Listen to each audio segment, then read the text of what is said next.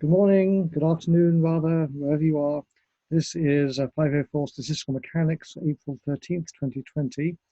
Last week, we were talking about applying the diagrammatic perturbation theory to the liquid state, and we realized that the cluster expansion would break down simply because the whole system can be described as one big cluster. And I'm just going to turn off here the annoying sounds of people joining the room late, and let's carry on. So what we saw last time was that the virial expansion fails because the whole system is essentially one big cluster, and because it is one big cluster, perturbing about an ideal gas where essentially everything is just a single particle with occasional small clusters is a very bad approximation. So we've asked ourselves how we could deal with that, and what we came upon was the idea that we would start off with the virial equation of state, which depends on the two-point correlation function. But what we would try to do was calculate the two-point correlation function itself. And we had done that in a heuristic way earlier on. And now what we want to try to do is see if we can do this in a systematic way. And that's going to be the topic of today's lecture. So what we're going to find is that we get an infinite set of equations, that we get G2 in terms of the three-point correlation function G3. We'll find that we get G3 in terms of G4 and so on. And this is a thing that's called the BBGKY hierarchy, as shown over here. And this is in fact a generic feature of many body systems. So what we did was we, at the end of last lecture, we had defined the higher order correlation functions. So on the right here, you can see row 1 and row 2 over here. And then what we did was we defined normalized correlation functions, where we understood that these things would normalize to 1 if we normalize by the density squared or density cubed and so on and so forth. And so we define these normalized rows in terms of these functions G, and this G is the pair distribution function that asymptotes to 1 at large distances. Okay, so now let's talk about how we go about calculating these things.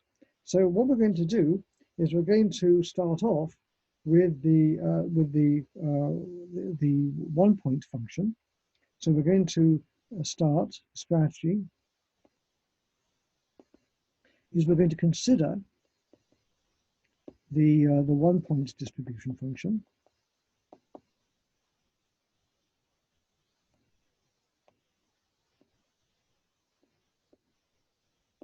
And what we're going to do is we're simply going to take its gradient. And when we do that, we're going to see that this gives us an exact equation in terms of row 2.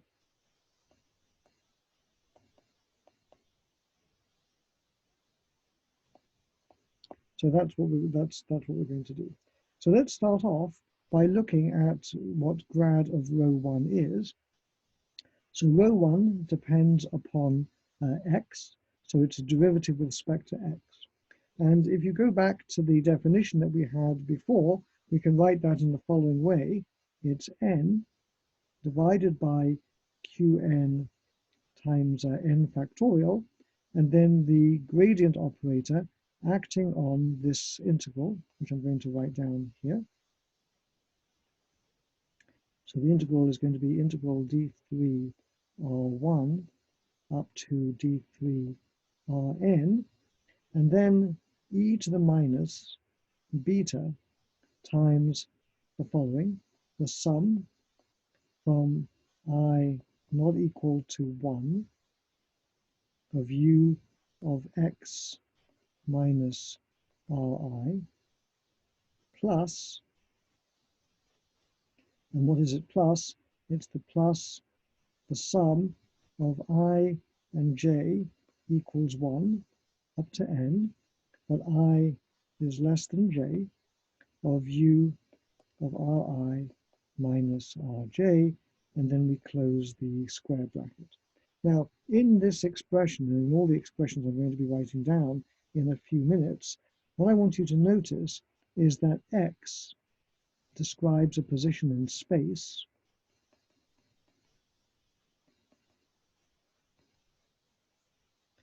and R defines a dummy variable, which is the particle positions.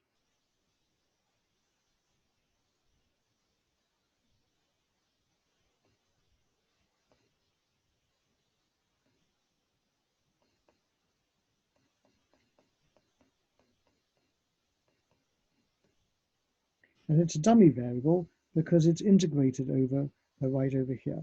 So let's have a look at where the R's are. So here's an R, and then here's the R's again. So those things are integrated over. On the other hand, the positions in space, so that occurs over here. So you're telling me what is the density at that position in space, and that position in space occurs right over here. So that position is something that you're varying, and the R's are the positions of the particles, and then we're sampling those particles from a Boltzmann distribution. And then what we've done here is we've chosen particle 1 to be special. So I made a typo here, which is a very bad typo. This typo here is meant to be I and j not equal to 1. So we've singled out particle 1 as being something special, and so we're integrating over particle 1 as the particle whose position is at x, and then we're integrating over all the other particles. So now let's see what that looks like. So what we're going to do is this grad operator acts on the x variable. It doesn't act on the r variable, it acts on the x variable. So what's going to happen is when we differentiate, what we're going to get is the following. So it's going to bring down, wherever you see x, that's going to be differentiated.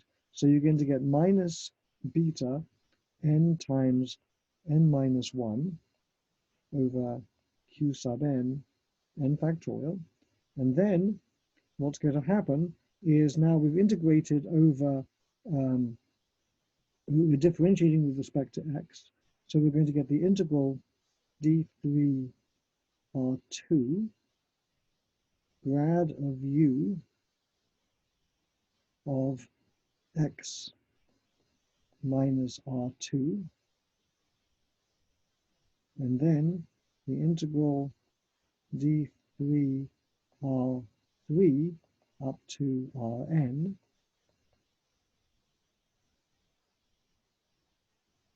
of e to the minus beta.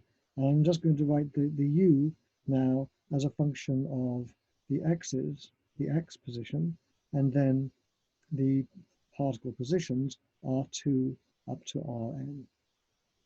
So that's what you get. So what I want you to notice here is the following. Let's go back to the definition of the one-point function.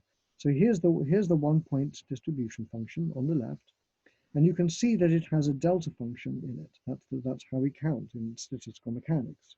So what's happening is that over here, that delta function has replaced the r1 by x. That's how it came in here. So that integral has gone. And actually, I can see another typo. So let me just, sorry about this. Let me just correct this typo. This integral here is an integral up to 2, because we've already done the integral over r1 when we've made this replacement here. So the integral over r1 has already been done, and x has been substituted. The x from the row 1 has been substituted because of this delta function over here. So that's how we end up with an integral over r2 and then an integral over r2 over here. Okay, so now we can go ahead and write this in the following way. When we look at this thing, at this object over here,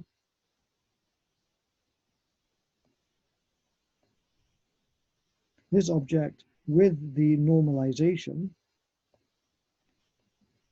that object is nothing other than the 2-point correlation function that we've got from over here.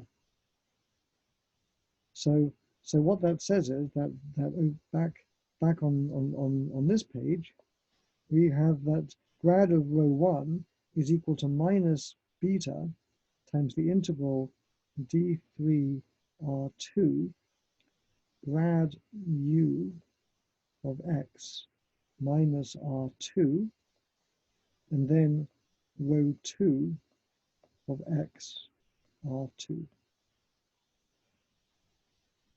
Okay, so let's just keep our eye on the variables here, because this is the confusing part. So what we have is on the left-hand side, we have grad rho 1 as a function of x.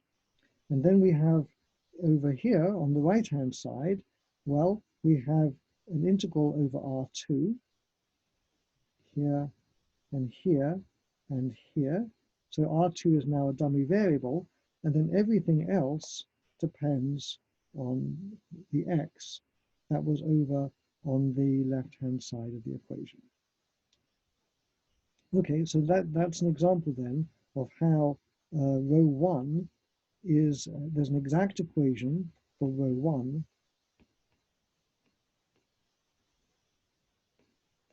in terms of rho 2. And we made no approximation there. Okay, so now we've done that, let's go on and do the same thing for rho 2. So now it's going to be a little bit more complicated, but let me just write it down and give you the final result. So now what we do is we say, let's do the same for rho 2. So what we're going to do is we're going to take the gradient with respect to a position x1 of rho 2 of x1 minus x2. So the 2-point correlation function, in principle, where is it? Here it is. In principle, it depends on x1 and it depends on x2. But of course, in practice, the system is translationally invariant. And so what that means is, because it's translationally invariant, this thing is actually going to depend on x1 minus x2.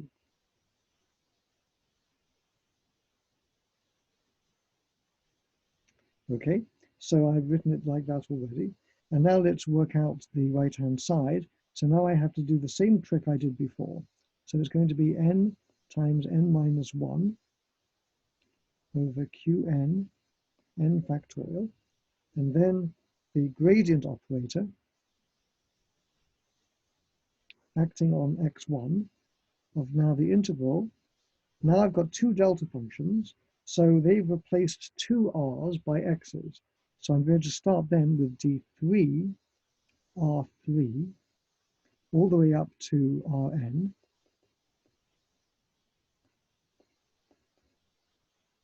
And then I have my e to the minus beta. And now I've got two variables that have been changed into x1 and x2. So let's write it like this. It's u of x1 minus x2. And then a bunch of terms. I'm going to write these in a different color so we can easily keep track of them. So those terms are going to be in green. So it's going to be plus I is greater than 2, u of x1 minus ri, plus the sum over j greater than 2, u of x2 minus rj, plus this sum where both I and j are greater than 2 of u of ri minus rj. And then finally we close the parentheses. So that's a bunch of terms there. And now what we're going to be doing is we're going to be differentiating with respect to x1. So wherever you see x1, that's where we're going to be doing the differentiation. So it's going to be there, it's going to be there, and that's it. So let's see then what we get. So what we get is this. And I'm sorry that these equations are rather long. Don't worry about that. Well, the final result is not too long, and I just want you to understand the process, even if not following in real time the algebra. All right, so D3 R3 up to D3 Rn, and then on the ground floor we have minus beta grad with respect to x1 of u of x1 minus x2 minus beta n minus 2 times the grad with respect to x1 of u of x1 minus r3, and then all of that times e to the minus beta times the potential, and now x1 and x2 replace particles r1 and r2, and then r3 up to rn. And then that's the end of the integral. Now, why do we have this factor of n minus 2? So this factor of n minus 2 comes from the fact that we have chosen this to be particle r3, and so there's so when we differentiate here, we've just written down r3, and so there's n minus 2 symmetry related terms, and so we've just bundled those into this factor here and just called this the argument r3. So you can go ahead and check that if you really want to. And so in the end, what you get is this minus beta times the grad with respect to x1 of u of x1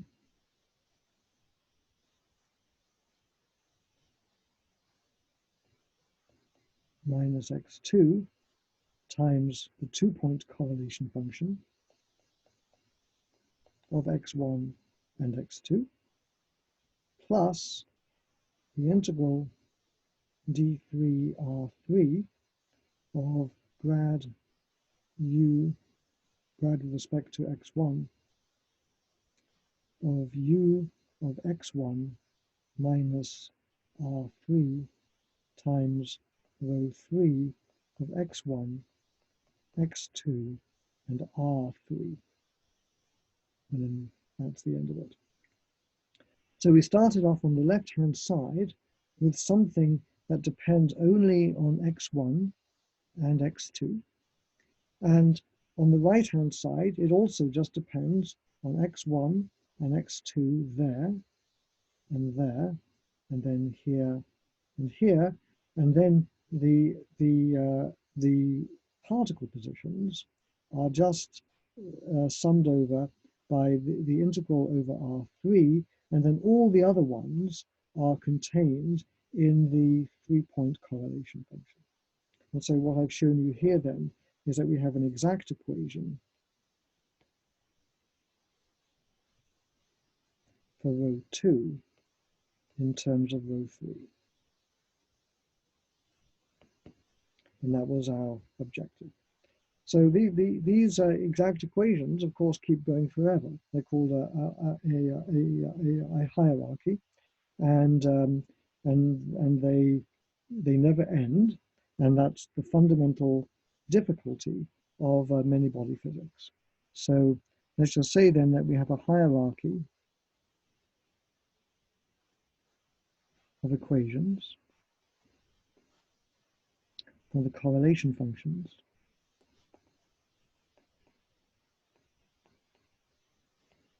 And they never end.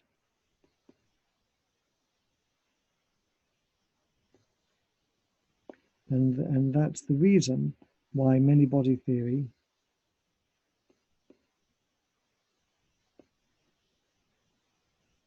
or stat mech, quantum field theory, whatever, is difficult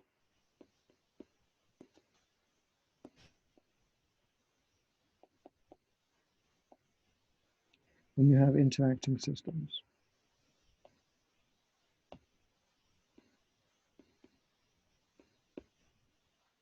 Okay, so let's now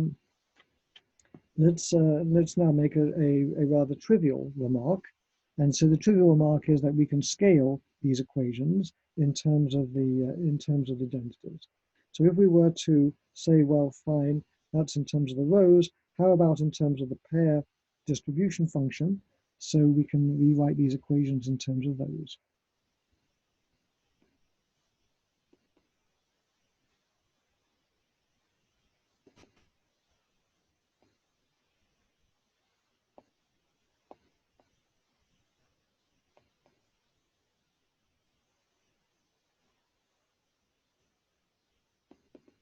So let me give you an example. So G3 of x1, x2, and x3, that's defined to be that n cubed times that is equal to row 3 of x1, x2, and x3. That's how we define these things.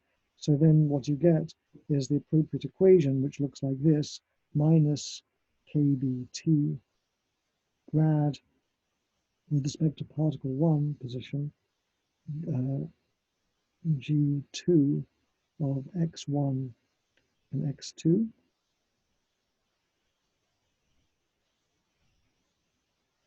is equal to grad with respect to x1 of u of x1 minus x2 times g2 of x1, x2 plus n, little n, integral d3 x3 of grad with respect to x1 of u of x1 minus x3 times g3 of x1, x2, x3. And so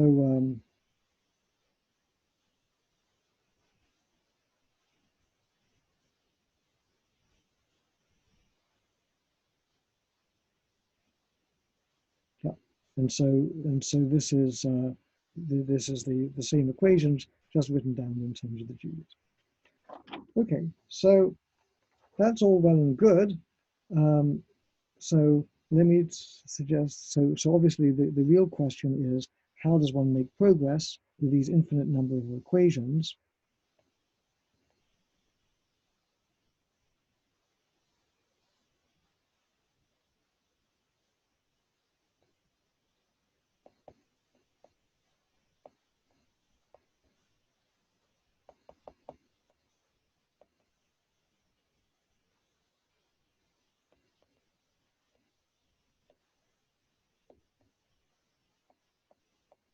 And we say that these equations are not closed. And when we say not closed, what we mean is this. If you have n equations and you have n unknowns, then you can solve those equations and determine everything. So here what we have is an infinite number of unknowns and infinity, sorry, an infinite number of unknowns and an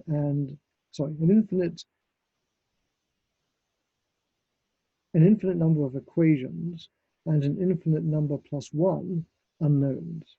And so you can't really solve the equations. So when we say not closed, what we mean is more unknowns than equations. And so in some sense, what we have here is something like an infinite number of equations and an infinity plus 1 unknowns, in some sense. Okay, so here's how you do it. What you do is you go to sleep and you wake up in the morning and you say, I've got a good idea.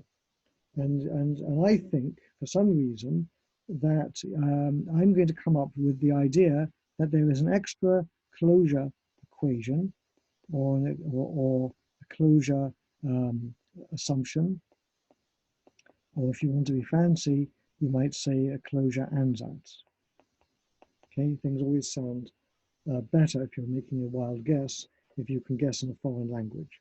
So as an example, Mr. Kirkwood woke up one morning and said, aha, I've got a good idea. Let's look at the 3-point function. And I think that this thing is really g2 of x1, x2 times g2 of x1, x3 times g2 of x2, x3.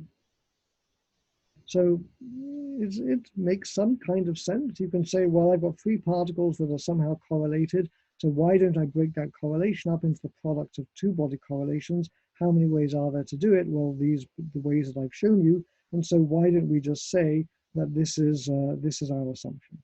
So this is the Kirkwood superposition principle.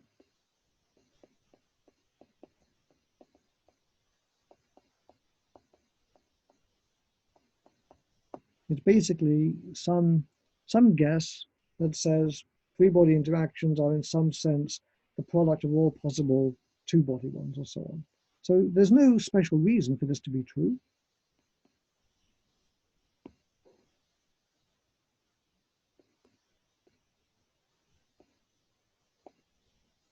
And it can be formulated in a fancy way.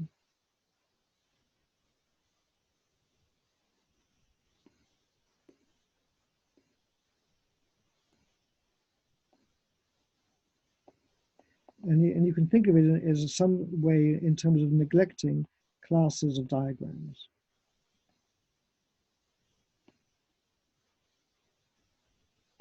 So some of these approximations, this is one of them, the Kirkwood superposition principle. There's other ones like the hyperneted chain approximation or other ones, which you can write down in terms of the diagrams that you're including in your calculations. And you can say that if you neglect certain class of diagrams, you might get an equation like this. So they're completely ad hoc. And then imagine what would happen if I took these equations and plugged them in. So let's see why it could be useful. So go back over here to my equation for G3. So over here, I've got G2 is equal to this mess, and it has in it a G3 over here. So what do you think would happen if I then were to take this approximation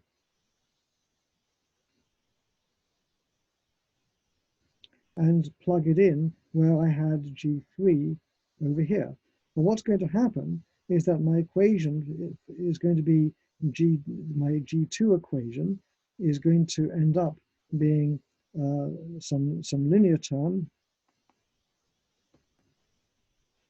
And then this term here is now going to be wherever G3 was going to be 3 powers of G2. So it's going to be an integral of stuff times G2, basically three powers of that. And so what I've done is once I've used this superposition principle, now what I have is some nonlinear integral differential equation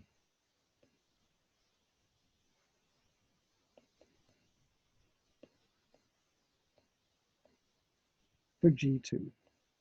And if you have that, then you can say, well, maybe I can solve it analytically or numerically.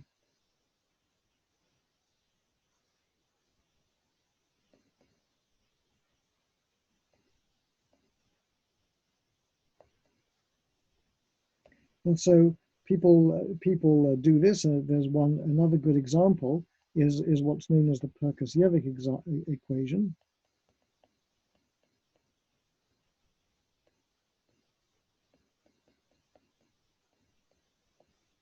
And that one seems to do a very good job of capturing real data.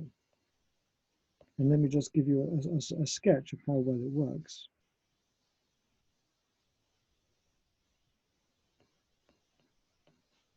So this is for Leonard Jones. Here is the 2-point correlation function backed out of the Perkins-Yevek approximation, which is just some other thing like the Kirkwood superposition principle, but a more complicated version. And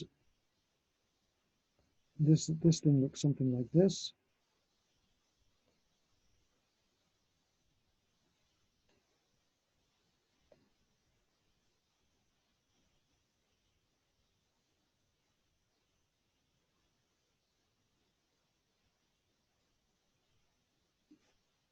Well, I don't know, so something like that. So that's what you get. That's what you get if you do a Monte Carlo simulation.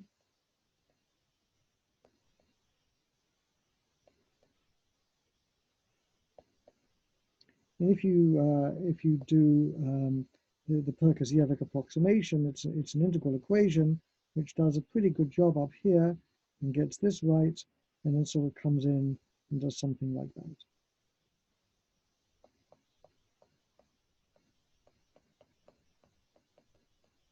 And that's the best you can do when you're dealing with strongly interacting systems in general.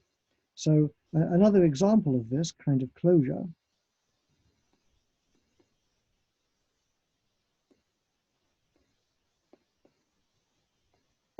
is the Hartree and Hartree-Fock approximations in solid-state physics.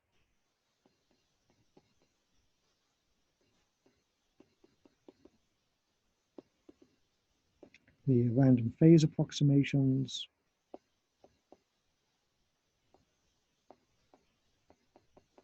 and so on and so forth. So all of the things that you're used to in, say, other courses can all be boiled down to this kind of approach. Okay, so that's all I want to say. So to summarize this section, theory of liquids is what I'm using as a proxy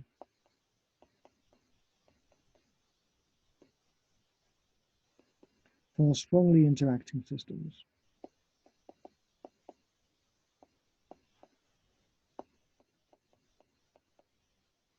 And if they're strongly interacting, what that means is that there is no usable small parameter.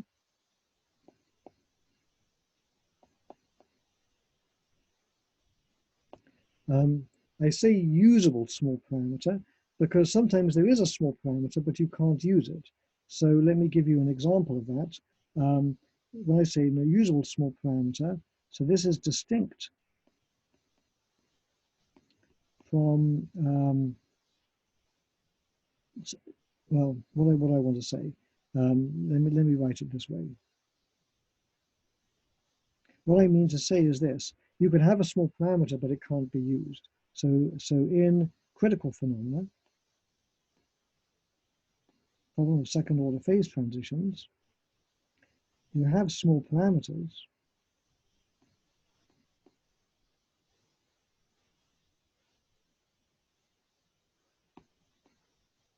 but it is not useful. And what is the small parameter? Well, the small parameter there would be this parameter, epsilon, which is T minus Tc over Tc. So remember, we talked about the critical point and we talked about the critical temperature. So you could say, well, as I get close to a critical point, I've got a small parameter, which is, the relative temperature difference between the temperature and the critical temperature. So you might think that this would be a small parameter, but it turns out that it's not.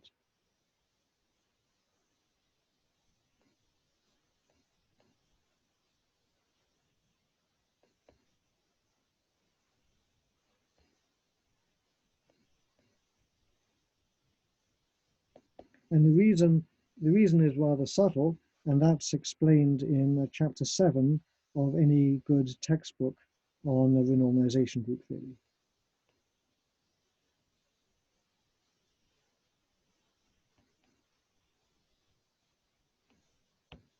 So we're not going to go into that. We're not going to go into that right now. Okay, so anyway, so basically what this tells us is that the virial expansion approach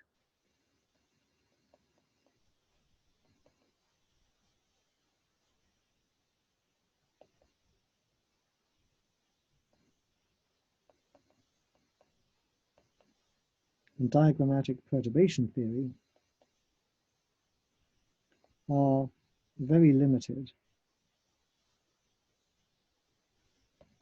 in their usefulness.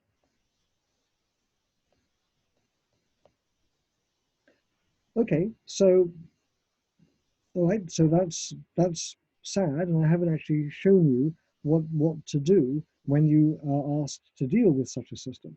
So you might say, well, are you going to now show us what we can do?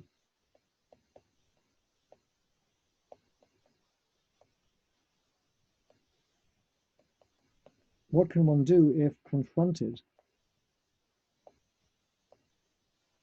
by a theory of liquids problem?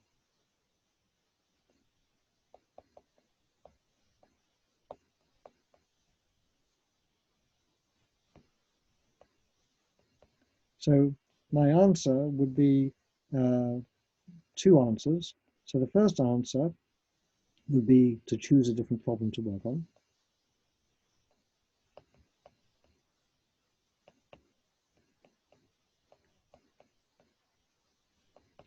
My second answer would be to resign oneself to using either some heuristic approximation or computer simulation. And in practice, that's what people do. The whole theory of high temperature superconductivity, strongly correlated electronic systems, all of that is a search for meaningful approximation schemes that can be used and are trusted. Okay, so now I want to move on to the next topic, which is charged systems.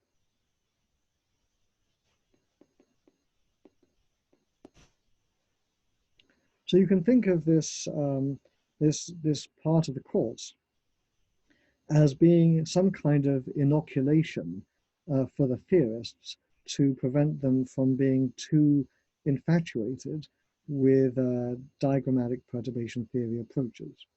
And so what I've done is I've shown you how to do these calculations. I've shown you that they're quite tedious, but they can be done, at least up to some level. And now I've shown you that they actually don't get us to the region of real physical interest. Now I'm going to show you another situation where they break down, and I'll show you this time how one can understand that breakdown. So what is the goal in this section? The goal in this section is to show that diagrammatic perturbation theory also breaks down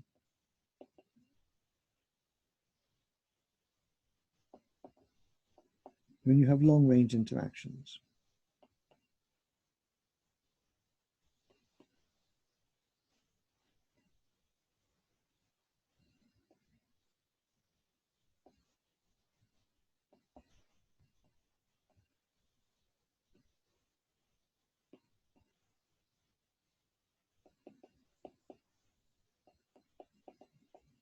And the interactions that we're going to be particularly concerned with are Coulomb interactions. So then what we're going to see is that there is a way to get around this. We can solve this problem by summing special classes of diagrams.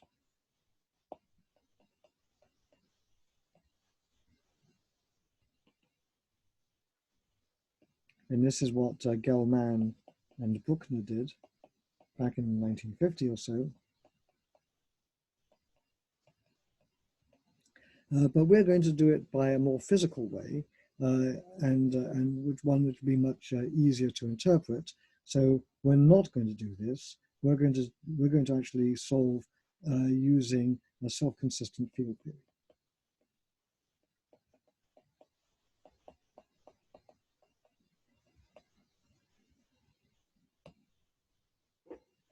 So what's going on here? So let's start off with the first part, which is the failure of the virial and cluster expansions.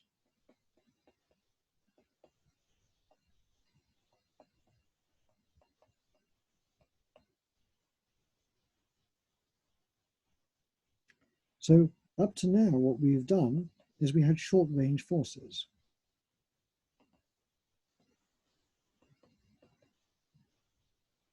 So what we had was a short range repulsion.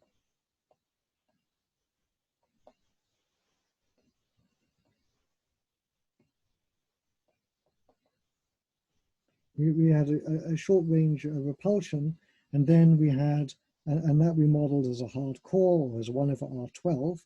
And then we had a weak interaction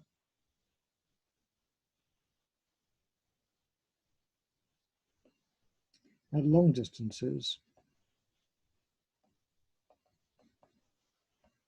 and that went as R to the -6. Now, what's going to be new is now we're going to look at Coulomb systems. And for Coulomb systems, the interactions go like 1/R.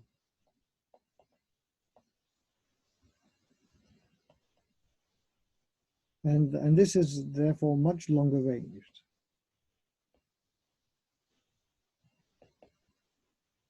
And you might guess already that the cluster expansion is not going to work. So we can see why.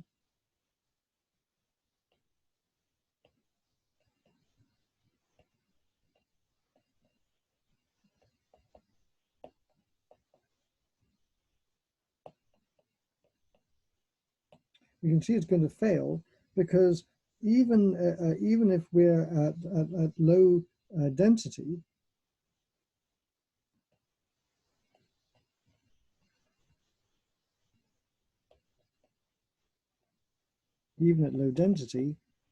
particles always feel the effects of ones further away.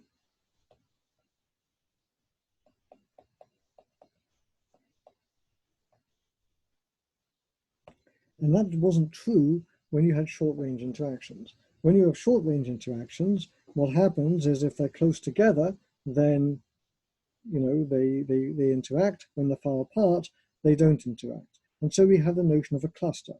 But when we had short-range interactions,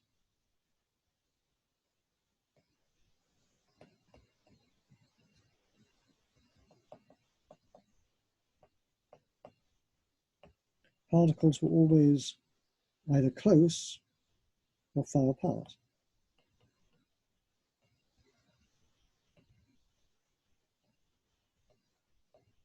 But now what's going to happen is that essentially the particles are always part of some cluster. So with long-range forces,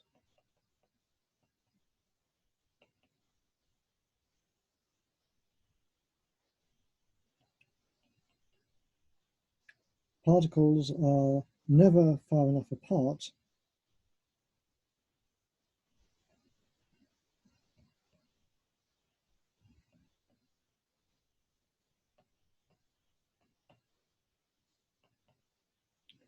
that they can be considered to be non-interaction.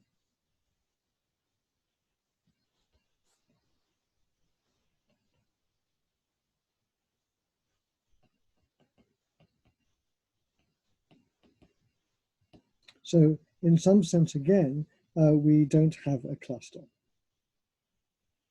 So let's see how this plays out mathematically.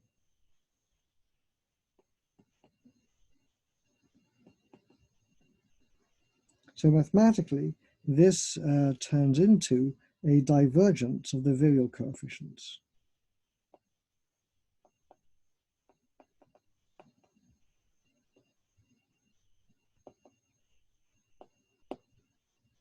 when you have long-range forces.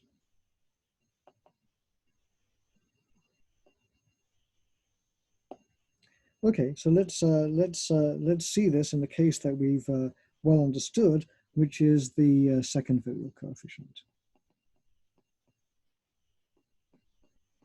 So now we're looking at B2, and remember what that formula was. B2 was just minus 1/2 the integral d3r of e to the minus beta, excuse me, u of r minus 1. Okay, so that was the second virial coefficient. So now let's suppose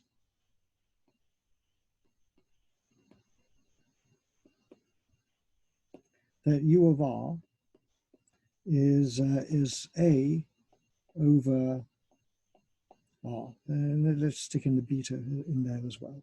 Okay, so this is just some factor that goes like 1 over r. So I'm going to write down what the f looks like. So let's draw this in the following way. So the whole point about the f functions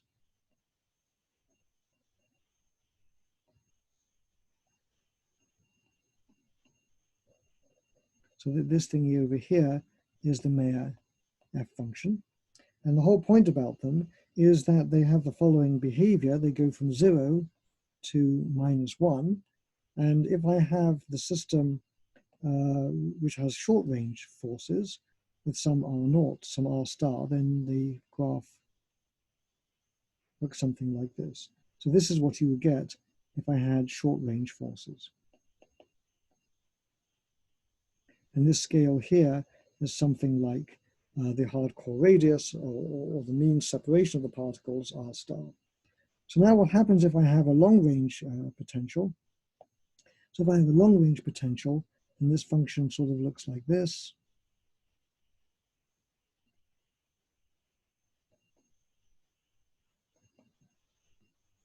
And so you can see that any integral is going to be much more slowly converging. And in fact, I'm going to show you that the integrals that you get in order to get the second virial coefficient, that the integrals are actually divergent. So let's go and do the calculation. So let me take my formula up at the top and write minus 2 b2 of t is equal to the following. It's the integral from 0 to infinity of e to the minus a over r minus 1 times 4 pi r squared dr. And what I'm going to do is I'm going to split this integral up into two parts. So I'm going to choose some length scale here, let's call it a, and let's write it in the following way. Let's write this as the integral from 0 to a of this whole thing, plus the integral from a to infinity of this whole thing. Okay, so that's all fine. So this first part here, this thing is going to be some finite number. So I'm going to call this f of a. It's going to be some function that depends on a, and I'm going to call it f of a. Let's have a look at this last part. So what I'm going to do is I'm going to choose a to be large enough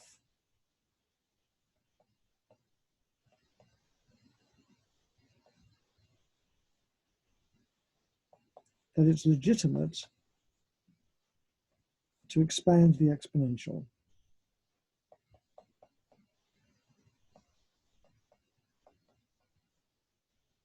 As a power series. So then what I'm going to get is minus 2b2 is equal to f, which is going to depend on what a I've chosen, plus the integral from a to infinity of 1 minus a over r plus 1/2 a squared over r squared minus dot dot dot minus 1, and then all of that times 4 pi r squared dr. And here, a is a large number, so that we can do this expansion. And I saw that somebody had a question. Let me just find what the question is.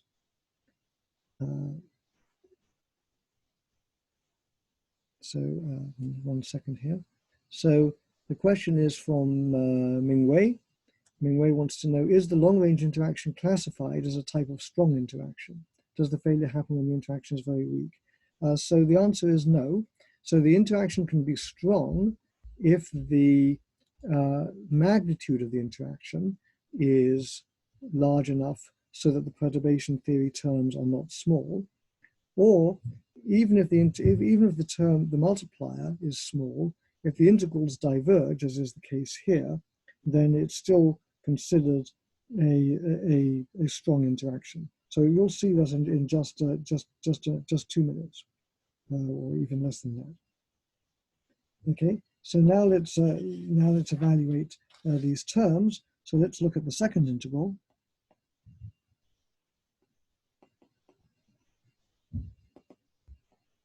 So in the second integral, I can write it like this. If the integral from a to infinity, it's minus a over r plus a squared over 2r squared plus terms of order 1 over r cubed. And then that times 4 pi r squared dr. Okay, so let's have a look at this, at the first term. So this goes like 1 over r, but it's multiplied by r squared. So that means that this term actually is a term that is linearly with distance. So when I integrate that, so this diverges at the upper limit, because the upper limit is over here. This term over here, this is 1 over r squared. This multiplies by that, so that's going as order 1 as we go to the upper limit, and so that also diverges. And then this term over here, 1 over r squared, this then multiplied by the r squared goes like 1 over r, and so this has a logarithmic divergence.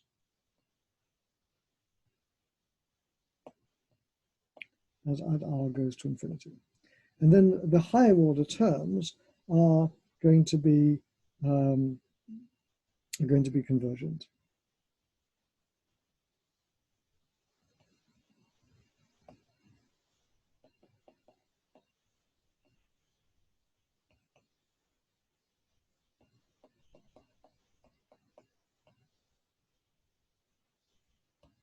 Okay, so that suggests that this thing is going to actually diverge.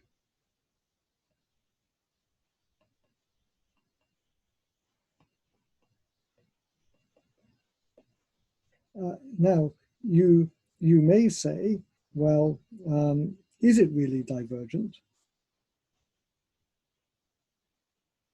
And it may not be as simple as it looks. So let me just make a comment about why that's the case.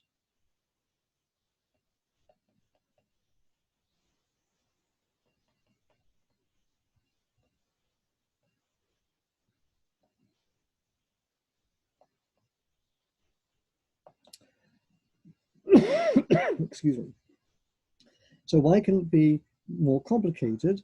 Well, actually, it could be that if I have the sum of divergent terms, that can be infinite, that can be finite. Okay, so let me give you an example. So let's suppose I take this minus x plus x squared over 2 factorial minus x cubed over 3 factorial plus ... same thing. So each of the terms in this series is infinity. This is in the limit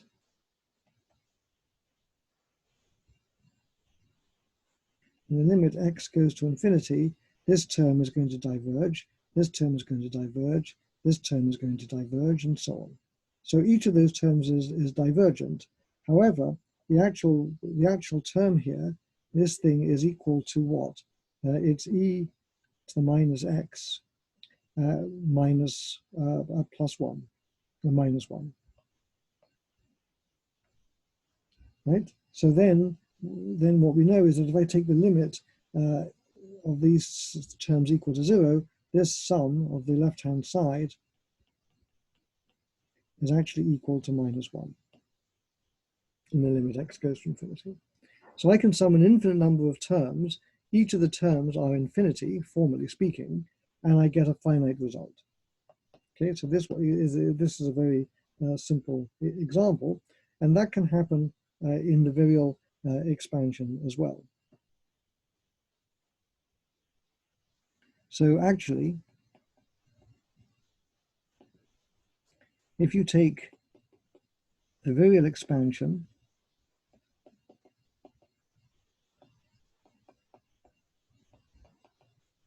and don't stop at the second order,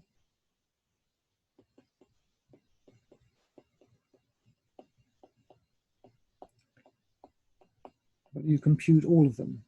You compute B3, B4, all the way up to infinity.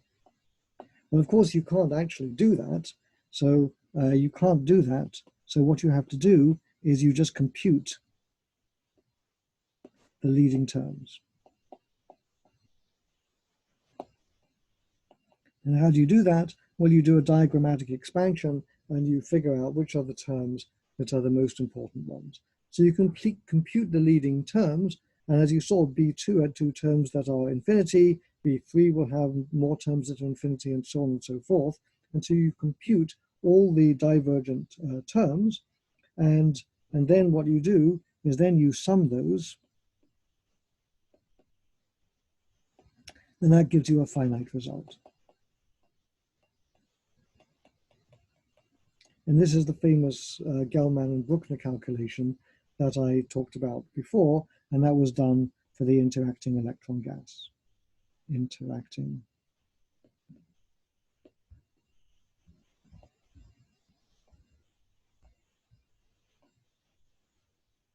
By Murray Gell-Mann and Keith Bruckner. Okay, so that is a horrifically complicated calculation. It was done at a time when people were just figuring out how to do the normalization theory and the normalization group theory. And, you know, it works and you can do that, but it's very difficult. So what we're going to do instead is we're going to do this using a different method, a self-consistent method, which is much more physical. And in fact, you'll see that the calculation can be done in only a few lines of algebra. So the next topic then that we're going to be doing is what's known as the Debye-Huckel theory.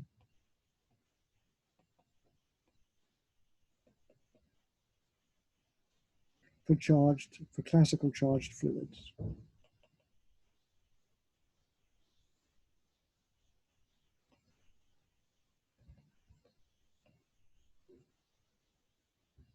So we're going to do this now for classical charged fluids, and then I probably won't get to it today, but next time we'll talk about the extension of this to quantum charged fluids, such as the electron gas, or what you could do in other charged quantum systems. So this is a calculation that is quite a famous one. It was done in the first in the 1920s, and this was explained as a calculation that only a chemist would know the problem, and only a physicist would know the answer. But nevertheless, this was done and worked out, and it was a very beautiful and famous piece of work. So let's explain what we're talking about. So why would a chemist be interested in this? Well, a classical charged fluid would be an electrolyte, an ionic solution. So what we're going to be considering is we're going to be looking at charged fluids. So charged solutions of ions, which are called electrolytes. And what we're going to assume is that we have a charge, Q alpha, equals Z alpha times the electronic charge. And alpha goes from 1 up to little n. Now this alpha here is not a label for the particle number. This alpha is a label for the chemical species.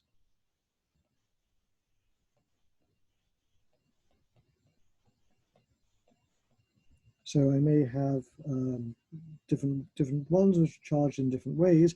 So this Z alpha here is the charge of those species. So this might be a positive or negative charge.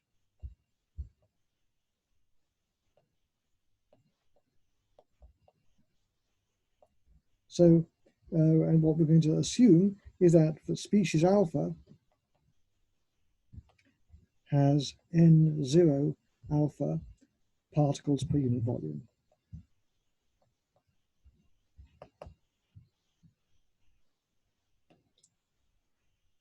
So I'm going to mostly be, I'll show you the general formula, but what we're going to be mostly interested in is the case where there's only one of these. Now, the other thing I want to mention is that the system has to be overall charge neutral.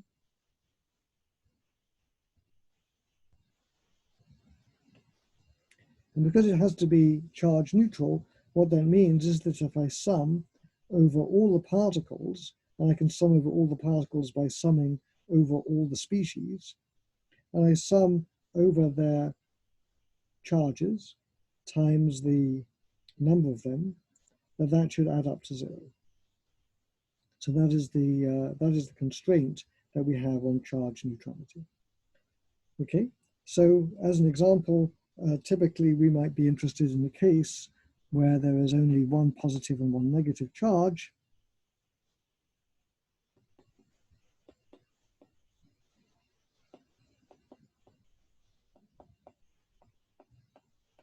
So that would mean that Z1 was equal to 1, Z2 was equal to -1, and then N01 is equal to N02, for example. So that would be an example of the kind of system that we're interested in doing. So what is the strategy here? Well, the strategy is to ask, what is the physical regime where we're as close as possible to the ideal gas? So what we're going to do, because we don't know how to do anything else, is to say, under what circumstances would the ideal gas be a good starting point when I have these long-range forces? So the strategy is to ask, when would the deviations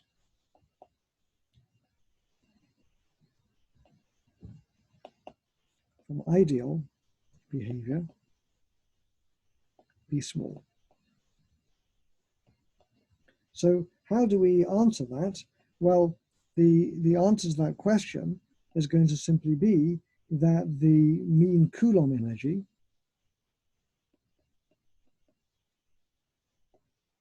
should be much smaller than the mean kinetic energy.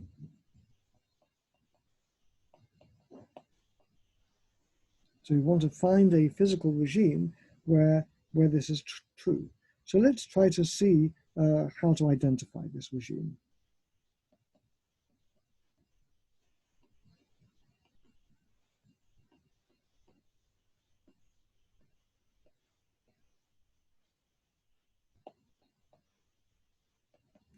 So what we do is we start off by saying, well, we know that the density of the system is just capital N over V. So what that means is that if I want to estimate the average Coulomb energy, I have to ask what is the average separation of particles. So the average distance per particle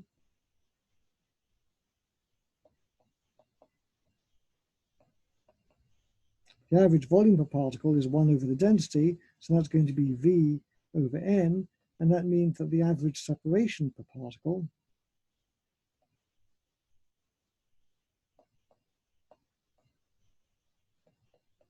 is the cube root of that, and that's going to be 1 over N to the 1/3 power. So what that means then is the average Coulomb energy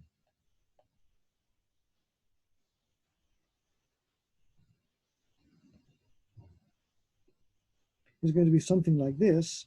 It's going to be Z E, and I've got 2 of these particles, so they're squared. So we can say U Coulomb is basically going to be ZE squared divided by the average distance, which is N to the -1/3. the average kinetic energy is going to scale like kBt. And so what that says is that what we're looking for is a regime of parameters where z e squared over n to the minus 1/3 should be much smaller than kBt. And that says we look at a regime where the particle density is much less than kBt over z times e all squared, and then this whole thing raised to the 3rd power. Okay, so that's the physical regime. So if this inequality is satisfied, then we know that the Coulomb interactions make a small correction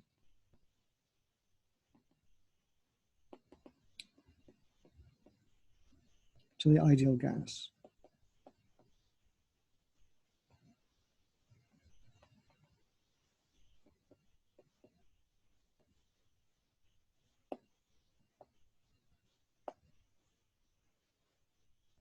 Okay, so now let's examine this in more detail.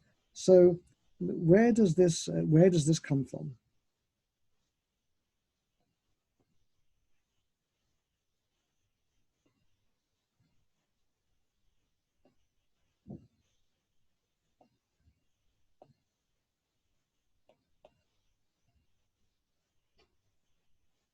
So the answer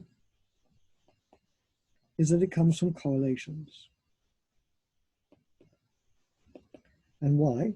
Well, think about it this way. If I had a uniform ideal gas,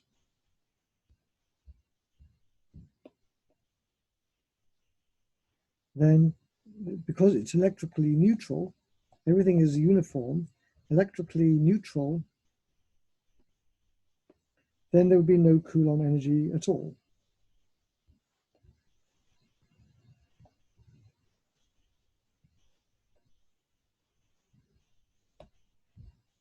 So that means that it's the correlations created by the Coulomb interactions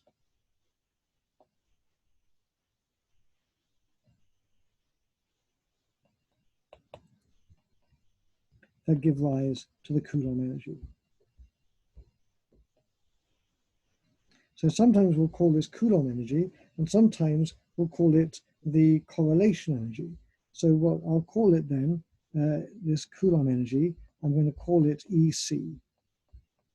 And we can think of it in the following way. We can write it down exactly, in fact, because all it is I take the charges of each particle, I see what field each particle is in, and I sum, so I don't, I sum over the charges times the potential, and that will give me the Coulomb, that gives me the Coulomb energy. So this thing here is phi I. This is the potential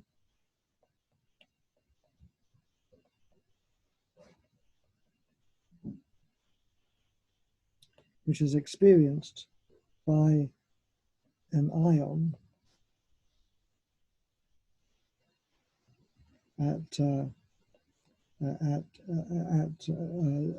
by an ion due to the other charges in the system.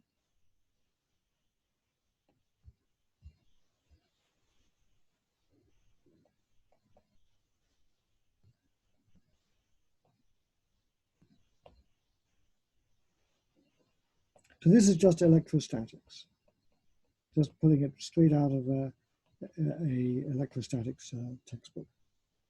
Okay, so this of course depends. So this I over here, this is summing over all particles in the system. Now, what we're going to do is we're going to make a mean field approximation, and we're going to assume that all the particles of the species alpha experience the same average potential.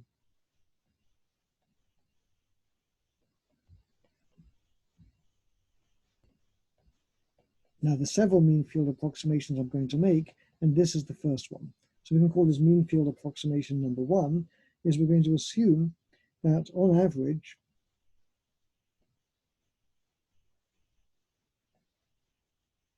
every ion of species alpha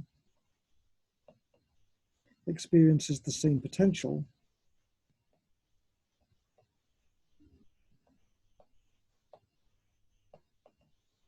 and that potential is called phi alpha. And that's due to all the other charges in the system. So what that says is that expectation value of EC is now going to be a factor of 1/2 times the volume of the system. And it's going to be volume because I'm going to use the particle density. Now I'm going to sum over species. The species have charge E times Z alpha. And then they have how many of them are there? Well, there's n naught alpha of them. And then what is the potential energy that they experience? Well, it's just phi alpha. And so that is my approximation, my mean field approximation for the Coulomb energy or the correlation energy written down as a sum over all the different species. So what we're going to do now is we're going to look at what happens when we put a system, when we put a charge into the system. So that's the first step of the argument. So the next part of the argument is to look at what happens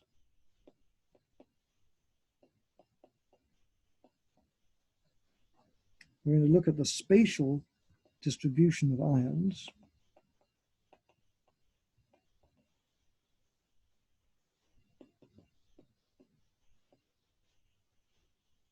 around one particular one. And we'll call that ion the test charge. So we're doing this because we know we want to look at the correlations. And so we want to look at the correlations. That means that there are non-uniform spatial distributions. And so what we want to do is we want to see what those look like. So what we're going to imagine then is that I have a test charge, which is sort of sitting over here like this, and we'll color it in yellow. And then around it are all the other charges in the system.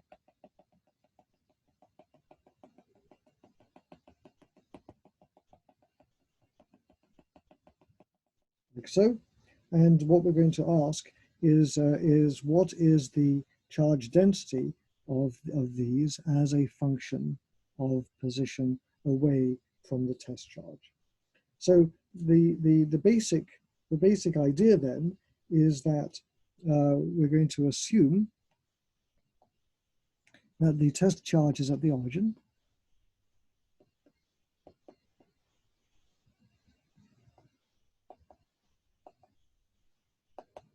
And then we're going to try to find what is the non-uniform charge distribution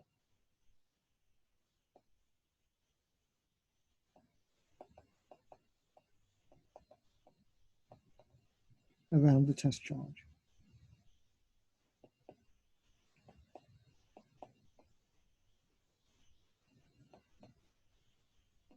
So that's the thing that we want to understand. So here's what you can imagine happening. Let's suppose that you're in a crowd of people in the days when we used to be able to have crowds of people, which seems such a long time ago.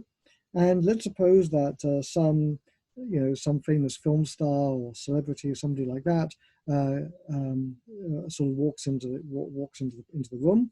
So what's going to happen is everybody's going to rush over towards that person, and there's going to be a much higher density of fans and people like that, newspaper reporters, whatever, around the film star.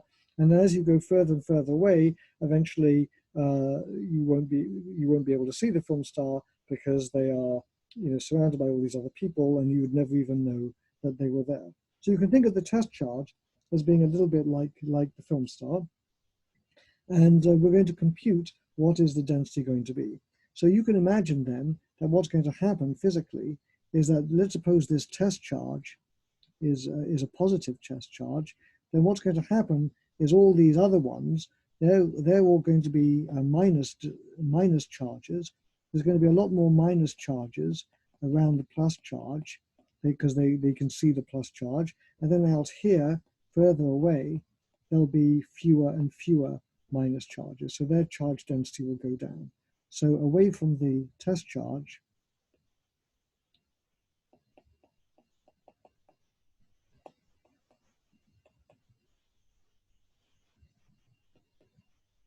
the density of negative charges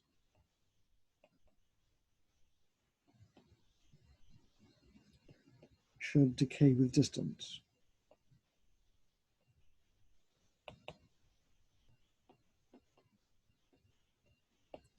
So let's work out how exactly how it does that. So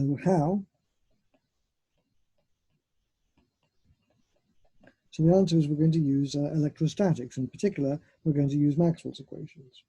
So so let's call n alpha of r. So that's the density of ions of species alpha at distance r from the test charge.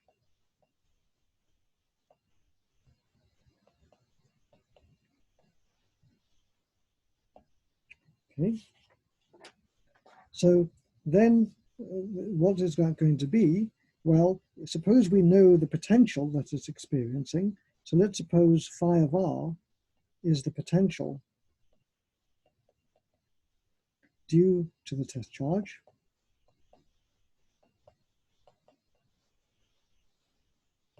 Then what we know is that n alpha of r is going to be just given by a Boltzmann distribution. So if you are far enough away from it, it's just going to be n0 alpha. But if you're in the potential well of the particle, it's going to be e to the minus z alpha e times the potential as a function of r divided by Boltzmann's constant. So this is the number density in a potential well.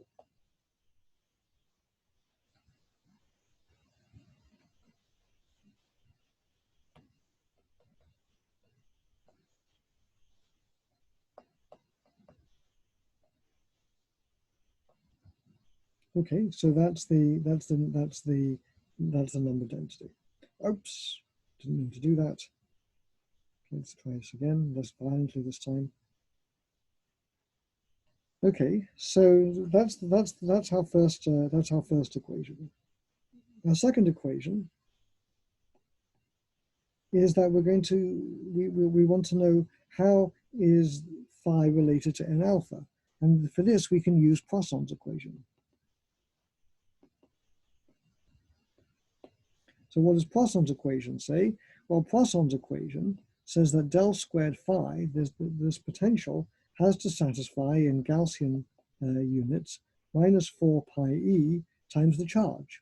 And what is the charge? Well, the charge is the sum over the species alpha of z alpha n alpha of r. And this is going to be true for r not equal to 0. So we're not going to be including the test charge itself. So this says, this is just del squared phi is minus 4 pi e, minus 4 pi times the charge density. So we need to solve these two equations simultaneously. 1 and 2, they're called the Poisson-Boltzmann equation. And they're nonlinear.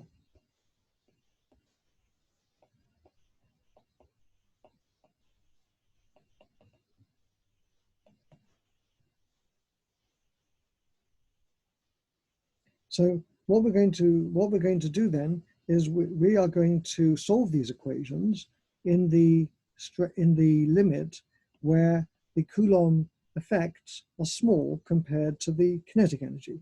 So the strategy is use the limit where the Coulomb effects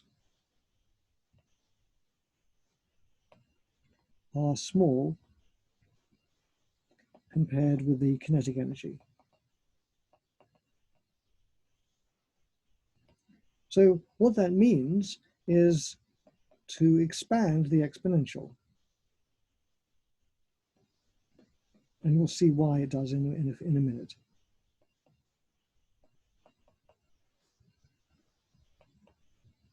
So we're going to expand the exponential in the charge density, this exponential over here.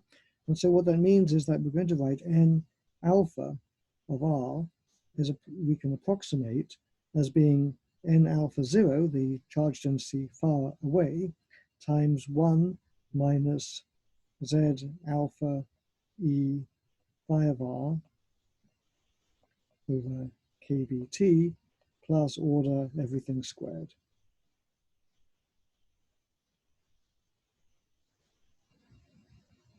Like so. So, okay, so that's great. So now the strategy is, now if we take this and substitute into the equation over here, into Poisson's equation, then we're going to get a nice linear equation. So let's substitute in. So what do we get? We get del squared phi is equal to minus 4 pi e. And now the first term is going to give me a 1. So I get minus 4 pi e times the sum from over alpha of z alpha times n naught alpha, like so. And then the next term that I get is the sum, and I'll call the dummy index beta just to avoid confusion. N beta naught times z beta naught.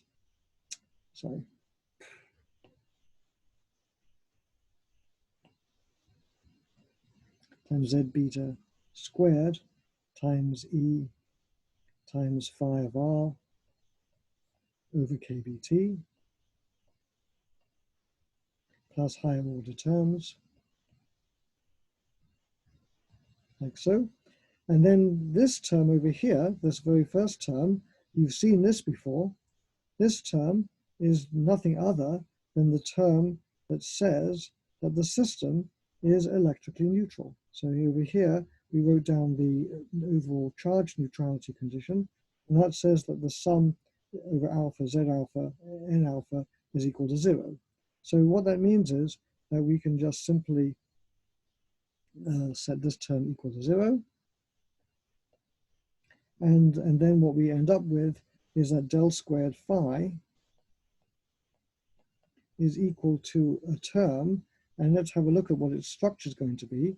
So there's a linear part that comes from there, and then it's going to be multiplied by a bunch of constants. So it's basically linear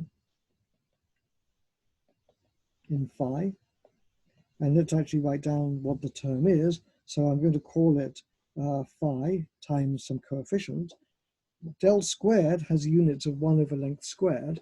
So what that means is that the coefficient that comes in here must also have units of 1 over length squared. So this thing has to have units of length.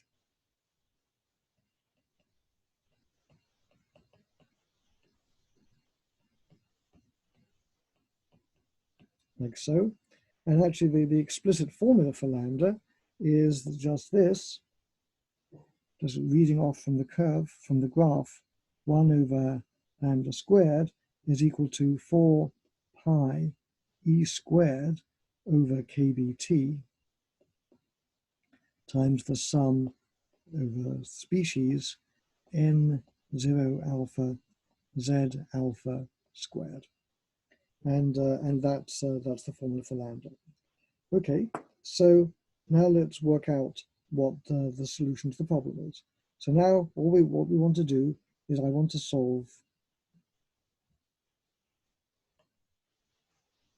this equation over here.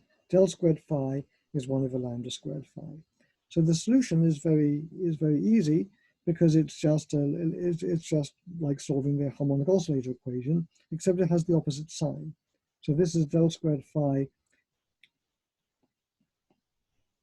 minus 1 over lambda squared phi is equal to 0. If I had a harmonic oscillator equation, this term over here, this minus, would be a plus if this was a harmonic oscillator. So we know the solutions are not e to the I kx. The solutions are without the I, e to the plus x and e to the minus x. Okay, so that means that the solutions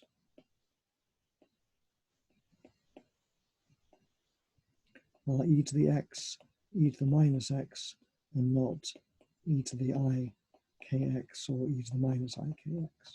Okay, something like that. Okay, so that's the first thing.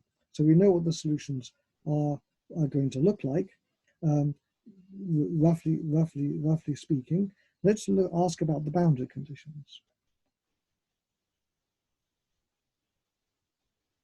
before we get into the solution of the equation.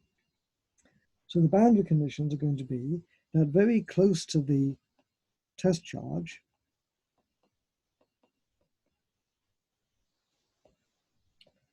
the potential has to be Coulomb potential.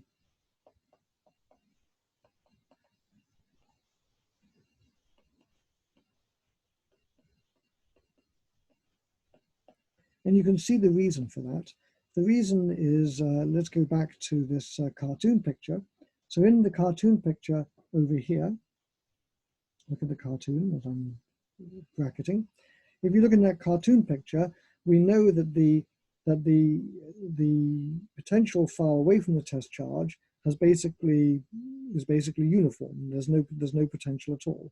So very close to the test charge, you're going to see the test charge, but you're also going to see all the minuses in between. So you can think of it like this. Here is the test charge, like so, and then sort of around it are floating these minuses, like so, and gradually the potential, the distance between them gets further apart. So if I were to go in very, very close to this test charge, so I go in over here, let's say, so inside this region, inside this white region, there are no negative charges, or very few. And so what we see is this, the pure Coulomb from the test charge. If I go out a distance over here, let's say, inside this region, inside here, now we see some test charges. So the effect of the test charge is going to be reduced. So what that means is that very close to the test charge, the potential has to be Coulomb. Okay, so that's why we use that as our boundary condition. Okay, so now what we want to do is find the spherically symmetric solution.